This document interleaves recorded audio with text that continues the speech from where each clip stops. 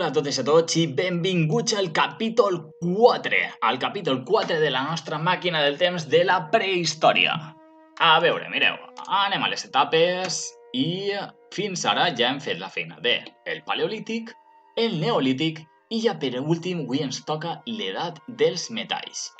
I direu, ostres, l'edat dels metalls, això de què anirà? De què anirà? De què penseu que anirà l'edat dels metalls? Vale, a veure, és un poc senzill, no? Si el nom és metall, doncs anirà sobre els metalls, no? Quins metalls conegueu? Coneu alguns metalls? Metalls en castellà són metales. Coneu alguns metalls? Ferro seria un metall, el bronze seria un altre, el coure...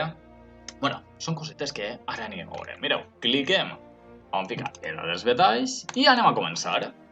A veure, primer que res, què significa este nom? Què significa l'edat dels metalls? Significa que a partir d'aquest moment totes les ferramentes que se van a utilitzar, o pràcticament quasi totes les ferramentes que se van a utilitzar, són de metall.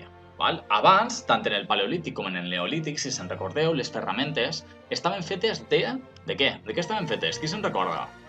D'ossos i de pedres. De pedres i de fusta, val? I de la madera dels arbres. Després ens diu l'altra pregunta. Quin període de temps comprèn? És a dir, quan comença i quan acaba aquesta fase. Aquesta fase concretament comprèn de l'any 4000 abans de Crist i s'acaba l'any 3000 abans de Crist. I si agafeu i ho compareu amb les altres dues etapes direu, Víctor, però si el neolític també s'acaba el 3000 abans de Crist. Sí, és de veres que aquestes dues etapes consideren es solapen perquè no se sap exactament quan acaba una i quan comença l'altra, val? És a dir, que convisqueren aquestes dues etapes pràcticament juntes, val? Després, on vivien els éssers humans en aquesta etapa? Com en el neolític, que ja ho explicarem, els éssers humans segueixen vivint en poblats. Per què vivien en poblats, se'n recordeu?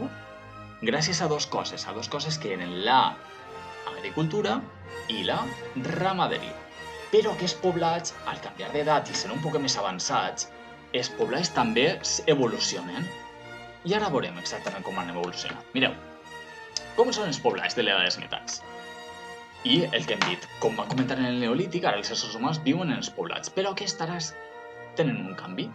Comencen a construir-se muralles per a poder defendre's.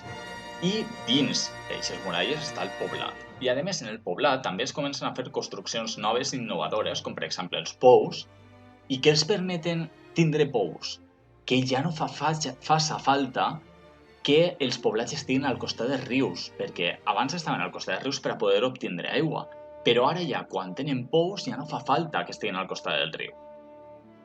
També construeixen magatzems per a emmagatzemar l'aliment. Abans no l'emmagatzemaven. Una vegada el collien o una vegada el caçaven, se'l menjaven i ja està. Ara no, ara ja tenen magatzems on van acumulant allí els aliments. Com s'alimentaven en aquesta època? Al igual que en el neolític, la seva font principal d'alimentació continua sent l'agricultura i la ramaderia, encara que també se segueix molt amb la pesca, i la caça cada vegada va desapareguent. I mireu, així us he ficat una foto del que seria un poblat de l'edat dels metalls. Vegeu com ja tenim una supermuralla que rodeja tot el poblat i dins ja van destacant-se així unes casetes que són un poc més diferents, val? Que podrien ser perfectament el que hem anomenat els pous o el que hem anomenat els magatzems, a part de les casetes on dormien les persones de l'edat dels metalls. També podeu veure algunes imatges dels tancats on tenien els animals, val? Si la comparem amb la del neolític, podem dir que este poblat ja ha avançat, està prou més avançat, és més modern, com si diguera. No té res que veure amb les ciutats que tenim avui en dia, evidentment, però és més modern. Seguim. Quines ferramentes s'utilitzaven en l'edat dels metalls? Mireu, m'he tornat a ficar ahí neolític, si és que el meu camp no està en el seu lloc. Vale, aleshores, les ferramentes en aquesta època, com ja hem dit, què és el primer que es va descobrir? Se van descobrir els metalls. Aleshores, les ferramentes d'aquesta època estan fetes de diferents metalls. Concretament estan fetes de coure, és a dir, el cobre, de bronze i de ferro. I així us he ficat alguns dels exemples d'algunes ferramentes que s'han trobat d'aquesta època. Vegeu que ja no són ossos i pals i pedres.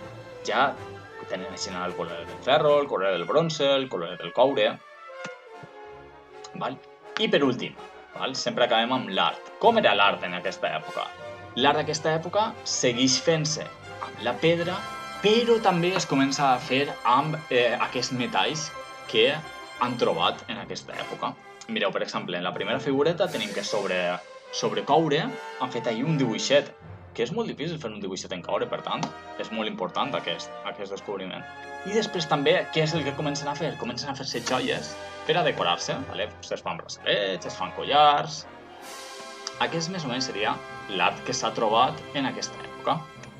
Aleshores, això ho farem un altre, no us preocupeu, llavors ho farem.